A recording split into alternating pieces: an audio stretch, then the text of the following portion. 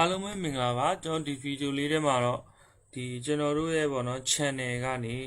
ဗီဒီယိုတွေတင်တဲ့အခါမှာ playlist လေးတွေလောက်တာကိုမှတ်မိခဲ့ကြမှာပေါ့နော် okay အဲ့တော့အဲ့ဒီ playlist ကိုလုပ်ပြီးတဲ့အခါမှာလည်းပဲနာမည်တွေပြောင်းတာတွေပြင်တာတွေစတာတွေအကုန်လုံးကိုလုပ်လို့ရတယ်နော်ဒါကတော့ကျွန်တော်ဒီထုံးစံတိုင်းပဲကျွန်တော်တွားမှာတော့ your channel နဲ့ your channel နှိပ်ပြီးတော့မှ YouTube Studio ပေါ့နော် YouTube Studio နော် YouTube Studio ဒါမှမဟုတ်လဲကျွန်တော် manage video နှိပ်လဲရတယ်ပေါ့နော် okay အဲ့လိုမှမဟုတ်ကျွန်တော်ဒီမှာ YouTube Studio နှိပ်ပေးရပါတယ်မျက်နှာဝန်ရှင်များအားလုံးပဲ matches ဆုံးကနော်ဒီ YouTube video လေးကျွန်တော်နှိပ်ပေးရပါတယ် YouTube Studio နှိပ်ပေးရပါတယ် okay နှိပ်လိုက်တဲ့အခါမှာကျွန်တော်ထုံးစံတိုင်းပဲကျွန်တော်တို့ရဲ့ channel view ကိုမြင်ရတော့မှာပေါ့ okay အဲ့ဒီထဲမှာကျွန်တော်ဒီ bebet column မှာ playlist ဆိုတာရှိပါတယ်အဲ့ဒီ playlist ကိုကျွန်တော်တွားပြီးတော့ဘာကြောင့်ဒီ playlist တွေကို management လုပ်တာလဲဆိုတော့ကျွန်တော်ဒီမှာတစ်ခါကျရင် playlist နှစ်ခုလုံးပေါင်းတာတို့စသဖြင့်များစွာလုပ်လို့ရတယ်playlist တွေအသစ်ထည့်ခြင်းတယ်ဆိုလဲကျွန်တော်ဒီနေရာနေထည့်လို့ရတယ်ပေါ့နော် okay အဲ့တော့ဒီမှာ playlist အသစ်ကိုတော့ကျွန်တော်ဒီမှာmass watch ပေါ့မဖြစ်မနေကြည့်ရမည့်ဗီဒီယိုများပေါ့နော်မဖြစ်မနေကြည့်ရမည့်နော် VID ဗီဒီယိုများဒါကတော့ကျွန်တော် publish ထားမလားနော် private ထားမလား unlisted ထားမလားပေါ့နော်ကိုကြိုက်တာလို့ပေါ့ publish ဆိုတော့ဒါလူတိုင်းကိုကျွန်တော်ပြပေးမယ် private ကတော့ကိုတယောက်တည်းကြည့်တာပေါ့နော် unlisted ကတော့ကျွန်တော် link ပေးလိုက်ရင်အဲ့လူကအဲ့ link ကိုဖွင့်ကြည့်လို့ရမှာပေါ့နော် okay အဲ့ကျွန်တော်ကတော့ဒီမှာ private publish နဲ့ပဲထားမယ်create နှိပ်လိုက်မှာပေါ့နော် okay ဒါဆိုရင်ကျွန်တော်က playlist လေးတစ်ခုရပါပြီတွေ့လားเนาะဒီမှာ playlist တစ်ခုရသွားပါပြီ okay အဲ့ဒီ playlist လေးဒီကျွန်တော်ဒီတခြားသောနေရာတွေမှာလည်း playlist လေးရှိတယ်ပေါ့နော် okay အဲ့ဒီ playlist တွေကိုကျွန်တော်တို့ကနာမည်ပြောင်းကျင်တာတို့เนาะစတာတွေကျွန်တော်သိချင်တယ်လုပ်ချင်တယ်ဆိုလို့ရှိရင်ကျွန်တော်ဒီမှာတထောင်တညမြက်လက်ပုံမြင်များ okay သူ့ကိုကျွန်တော် edit လုပ်ချင်တယ်ဆိုဒီမှာသူ့ကိုဒီမှာ edit နှိပ်လိုက်ပါเนาะ okay နှိပ်လိုက်ပြီးဟေ့ဆိုလို့ရှိရင်ဒါကျွန်တော်တို့ကသူ့ရဲ့name ပေါ့เนาะplaylist name တွေပါတယ်ပြင်နေတယ်ဆိုရင်ကျွန်တော်ဒီမှာ playlist name ကိုပြင်လို့ရတယ်เนาะပြီးရင်ကျွန်တော်က save လုပ်လိုက်တာပေါ့เนาะ okay ပြီးရင်လည်းပဲသူ့ကိုကျွန်တော်တို့ကခုနဟာတွေကို public လုပ်ပြီးမှ unlisted ပြန်ပြောင်းခြင်းတယ်ဆိုရင်လည်းလုပ်လို့ရတယ်เนาะဒါမှမဟုတ်လဲခုနပြောတဲ့ private only တည်တံ့ပြန်ထားလဲရတယ်ပေါ့เนาะ okay ပြီးရင်ကျွန်တော်ကဒီမှာကြတော့shuffle play ဆိုတာတော့ကျွန်တော်တို့ကဒီကောင်အစအဆုံး1 2အပေါ်ကနေအောက်ထိသွားတာမဟုတ်ဘဲねကျွန်တော်က shuffle လုပ်လိုက်တယ်ဆိုလို့ရှိရင်ကျွန်တော်ကဒီ playlist ကိုသူက shuffle ပေါ့နော်တစ်ခုနဲ့တစ်ခုကိုသူကအစင်လိုက်မဟုတ်ဘဲအစင်လိုက်မဟုတ်ဘဲねသူပြပေးမှာပေါ့နော် okay ဒါကကြတော့ကျွန်တော် share လုပ်တယ်ဆိုတော့ကိုယ့်ရဲ့ playlist တစ်ခုလုံးကျွန်တော်တို့ကတခြားမိတ်ဆွေတွေကိုပို့တာတို့ကျွန်တော် social media ပေါ်မှာတင်တာတို့စတဲ့ဖြင့်ပေါ့နော်ဒီ link ကိုကျွန်တော် copy ကူးပြီးကျွန်တော်တို့ပို့လိုက်လို့ရတယ်ပေါ့နော်ဒါမှမဟုတ်လဲကျွန်တော်ဒီမှာ Facebook ပေါ်တန်းတင်နေလဲရတယ်ပေါ့နော် okay အဲ့လိုမျိုးတွားလို့ရတယ်နောက်တစ်ခုကကြတော့ကျွန်တော်ဒီ asset ကလေး30မှာကျွန်တော်တို့ကလက်ရှိပြီးသား video တွေအပြင်ကျွန်တော်ကဒီ playlist တွေကိုနောက်ထပ် video တွေထပ်ထည့်ခြင်းနဲ့ဟေ့ဆိုရင်လည်းကျွန်တော်တို့တင်ပြီးသား upload လုပ်ပြီးသားတွေကနေမှာကျွန်တော်တို့ကเนาะရှိပြီးသား video เนาะကျွန်တော် URL နဲ့เนาะဒါမှမဟုတ်ကိုယ့်ရဲ့ YouTube video တွေကကိုတင်ပြီးသားတွေကသွားခြင်းနဲ့ဆိုတော့ဒီမှာကျွန်တော်တစ်ခုချင်းရွေးလိုက်ရုံပဲပေါ့เนาะဒါမျိုးသွားလို့ရတယ် okay เนาะပြီးရင်ကျွန်တော်တို့ကเนาะadd to or အားလုံးထည့်တာပေါ့နော်အားလုံးကျွန်တော်ထည့်တာဆိုလို့ရှိရင်လည်းကျွန်တော်ဘယ်ဗီဒီယိုတွေကျွန်တော်ကဒီကောက်ပေါ့နော်ဒီမှာဆိုရင်အဲ့ဒီခုန1000တညမြက်လက်ပုံမြင်များတဲ့ကိုဘယ်တွေကမထားပါတော့ဒီပေါ့နော် level 2ကဟာတွေအားလုံးထည့်မယ်ဟေ့ဆိုရင်ဒီဗီဒီယိုထဲမှာကျွန်တော်ရဲ့ဒီ level 2ကဗီဒီယိုတွေအားလုံးကအောက်ကနေသူကနောက်တိုးအနေနဲ့သူထပ်ဝင်သွားမှာပေါ့နော် okay အဲ့တော့ကျွန်တော်ခုမှလက်တွေ့အနေနဲ့တစ်ခုလုပ်ကြည့်ချင်တာလေးရှိတယ်ပေါ့နော်အဲ့ဒါက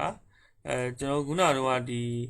item for close ဟိုပါဗောနော် matches ဆိုမှမှာယူနိုင်တော့အနီးကပ်မြက်လက်များဆိုတဲ့ဟာကိုကျွန်တော် edit ပြန်လုပ်ပြပေးမယ်နော် okay edit လုပ်ပြပြီးရင်ကျွန်တော်ကဒီကောက်လေးကို video ထပ်ထည့်နေတာဗောနော်ထပ်ထည့်ခြင်းတဲ့အခါမှာကျွန်တော်ဒီမှာ add video ကျွန်တော်ရွေးလိုက်မှာဗောနော် add video ရွေးပြီးတာနဲ့ကျွန်တော်တို့ UR video ထဲမှာ ကျွန်တော်တို့ဒီနေ့မှတင်လိုက်တဲ့ဗီဒီယိုလေးရှိတယ်အဲ့ဒါတွေအကုန်လုံးကျွန်တော်တို့ရွေးချင်တာပေါ့နော်အဲ့ဆိုရင်ကျွန်တော်ကတစ်ခုချင်းစီလိုက်ပြီးတော့ကိုထည့်ချင်တဲ့ဗီဒီယိုတွေပေါ့နော်ဒါတွေဆိုရင်ကျွန်တော် playlist တွေကိုမထည့်ရသေးဘူးဒီကောင်းတွေအကုန်လုံးကိုကျွန်တော်တို့ကခုနကျွန်တော်တို့ magic ဆိုမှမှာယူနိုင်တော့ပစ္စည်းများဆိုတဲ့တွေကိုကျွန်တော်ထည့်ချင်တာပေါ့နော်ဒါဆိုရင်ကျွန်တော်ကဒီလိုမျိုးလေးတွေပေါ့နော်ကိုယ့်ရဲ့ရှိသမျှဗီဒီယိုတွေအကုန်လုံးကိုကျွန်တော်ရွေးလိုက်တာပေါ့နော် okay နော်ဒါတွေဆိုရင်ဒါကျွန်တော်ဒါတွေကုန်ရွေးလိုက်မယ်ဒါဆိုကျွန်တော်ဗီဒီယိုတစ်ခုချင်းစီမှာ playlist မလုပ်ခဲ့တဲ့အတွက်ဒီနေရာကျမှကျွန်တော်တစ်ခါတည်းပေါင်းပြီးလုပ်လိုက်တာပေါ့နော်အဲ့အတွက်ကြောင့်မလို့ဘာကောင်းသွားလဲဆိုတော့ကျွန်တော်တို့ဒီဗီဒီယိုတွေတင်ကြရအဲ့ playlist ကိုရွေးပေးရတဲ့အလုပ်တစ်ခုတက်တာသွားတာပေါ့နော်အခုကျွန်တော်တင်ပေးနေတဲ့နီလန်းတော်တော်များများကကျွန်တော်တကယ်လက်တွေ့အသုံးချနေတဲ့နီလန်းတွေကိုကျွန်တော်ရဲ့ဒီမိတ်ဆွေတွေကိုမျှဝေသွားတာဖြစ်ပါတယ် okay အဲ့တော့အဲ့ playlist ကိုအခုလိုမျိုးလေးလုပ်လိုက်တဲ့အတွက်ကျွန်တော်တို့ဒီအချိန်ကုန်တအားတက်တာသွားတာဗီဒီယိုတင်တဲ့အချိန်မှာ playlist အကြောင်းဝင်မလုပ်တော့ဘူးပေါ့နော်ဥပမာကျွန်တော်တို့ဒါဆိုဒီနေ့တစ်နေ့တည်းကိုဗီဒီယို18ခုလောက်ကျွန်တော်တင်လိုက်တာပေါ့နော်18ခုလောက်တင်လိုက်တဲ့အတွက်အဲ့ဒီအကောင့်တွေကိုတစ်ခုချင်း18ခါကျွန်တော်ဝင်မလုပ်တော့ဘဲနဲ့ဒီနေရာနေလုပ်လိုက်တာပိုမြန်တာပေါ့နော် okay နောက်တစ်ခုကကြတော့ကျွန်တော်တို့ add to all တော့ခုနပြောလို့ပေါ့နော်ကျွန်တော်တို့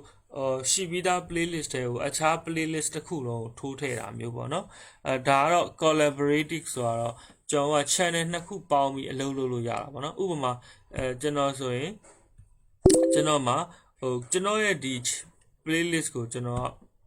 collaborative လုပ်ခွင့်ပေးလိုက်တာပေါ့နော်ဆိုလိုတာကျွန်တော်ဒီကောင် online လို့ရှိရင်ကျွန်တော် copy ကူးပြီးတော့ကျွန်တော်ရဲ့အခြား collaborator ဆိုကြပါစို့ကျွန်တော်မှာတခြားသော magician မိတ်ဆွေတယောက်လဲ channel ရှိရဆိုကျွန်တော်အဲ့ link ကို copy ပေးလိုက်ပြီးရင်သူကအဲ့ဒီကျွန်တော်ရဲ့ဒီ playlist တွေကိုသူ့ရဲ့ကိုယ်ပိုင် channel ကနေပြီးတော့ဗီဒီယိုတွေကိုကျွန်တော်တွေကိုသူထည့်ပေးလို့ရတာပေါ့နော်ဘယ်လိုထည့်လဲဆိုတော့ကျွန်တော်ခုနလိုပဲ add ဆိုတဲ့နေရာကနေကျွန်တော်နှိပ်ပြီးတော့သူ့ရဲ့ဗီဒီယိုတွေလည်းကျွန်တော်ရဲ့ playlist ထဲမှာသူလာထည့်လို့ရတာပေါ့နော်ဒီနေရာအဖြစ်ဘာတွေကောင်းလာလဲဆိုတော့ကျွန်တော် audience နဲ့ပေါ့ကို့မှာရှိတဲ့ audience နဲ့သူ့မှာရှိတဲ့ audience ကိုကျွန်တော်တို့ကနှစ်ယောက်အားနဲ့ကျွန်တော်တို့ value added လုပ်လို့ရတယ်အပိုင်းတွေရှိတယ်အရန်ဟိုမှာသူက effective ဖြစ်တယ်နိုင်ငံခြားမှာဆိုရင်အဲ့ဒီ collaborate လုပ်တဲ့ဥစ္စာကိုတချို့လူသစ်တွေပေါ့နော်လူသစ်တွေအခုမှစပြီးတော့ဒီ industry တစ်ခုတည်းကိုလာပြီးဆိုရင်ကျွန်တော် senior တွေကမှဒီလူတွဲခေါ်ခြင်းတဲ့အခါမျိုးတွေမှာဒီ collaborate လုပ်ပြီးတော့သူ့ရဲ့ video တွေကိုကိုယ့်ရဲ့ main channel playlist ထဲမှာထိုးထည့်ပေးလိုက်တာပေါ့နော်တချို့ကတော့အခမဲ့လုပ်ပေးတာရှိတယ်တချို့ကတော့ပတ်စံပေးရတာရှိတယ်ပေါ့နော်ဥပမာဆိုကြပါစို့ game streaming တခု game streamer တယောက်ကိုsenior game streamer တယောက်ကသူ့ရဲ့ playlist တွေကိုထည့်ပေးခြင်းတဲ့အခါမျိုးတွေမှာဟိုလူကိုကျွန်တော်ကဒီ access ပေးလိုက်သူ့ video တွေကျွန်တော်ဒီထဲကိုထည့်ပေးလိုက်တာပေါ့နော်ထည့်ပေးခြင်းအပြင်ဘာအကျိုးကျေးဇူးရလဲဆိုတော့ဒီကိုယ့်ရဲ့ playlist ကိုဖွင့်ကြည့်လိုက်တဲ့သူကခုနလူသစ်ကိုတွေ့သွားတာပေါ့နော်တချို့ကြတော့လေအဖွဲလိုက်ကြီးလုပ်လိုက်တာပေါ့5-10ရောက်လောက် playlist လုပ်လိုက်တဲ့အခါမှာ audience တွေကကိုယ့်ရဲ့ video ပေါ့ဥပမာဒီခုန channel ပိုင်ရှင်တယောက်ရဲ့ video playlist ကိုဖွင့်ကြည့်ရင်လည်းအခြားလူတွေရဲ့ video တွေပါဒီ playlist ထဲမှာသူတို့တွေ့ခြင်းအပြင်audience တွေမျှသွားတာပေါ့နော်ကို audience တွေတိုးလာတာပေါ့နော်ဒါ show and available video ကတော့ကျွန်တော်ကြည့်လို့မရတဲ့ video တွေပေါ့နော်စသဖြင့်ပေါ့ဒီ playlist ကြီးတစ်ခုလုံးဖြတ်ပစ်လိုက်မယ်ဆိုလည်းရတယ်ပေါ့နော် playlist setting ကတော့ဒါကျွန်တော်တို့ရဲ့playlist ကိုဘယ်လိုလုပ်ချင်လဲပေါ့နော်ဗီဒီယိုတစ်ခုတင်လိုက်တာနဲ့ playlist ကိုအပေါ်ဆုံးတင်ချင်လားပြီးလို့ရှိရင် official series for this playlist ဆိုတော့